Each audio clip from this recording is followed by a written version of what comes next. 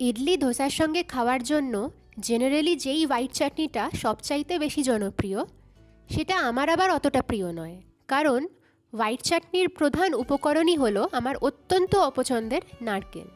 আর তাই বাড়িতে ইডলি হলেই যেটা অবশ্যই আমি তৈরি করি সেটা হলো এই স্পাইসি বাদাম চাটনিটা।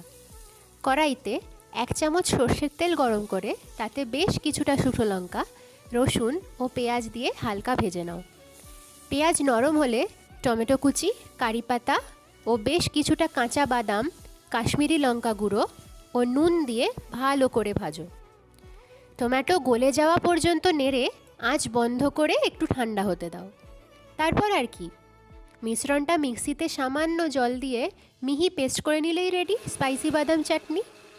ইডলির ব্লান্ট ফ্লেভারের সঙ্গে কিন্তু এই ঝাল ঝাল চাটনিটা খুবই ভালো কমপ্লিমেন্ট করে। ও হ্যাঁ, যারা শুকনো লঙ্কা খেতে একেবারেই অনিচ্ছুক তারা কিন্তু অবশ্যই শুকনো লঙ্কা স্কিপ করতে পারো ও তার জায়গায় কাঁচা লঙ্কা ইউজ করতে পারো। সেই ক্ষেত্রে লাল রঙটা গাঢ় করার জন্য বেশি করে কাশ্মীরি মির্চি ইউজ করা যেতে পারে।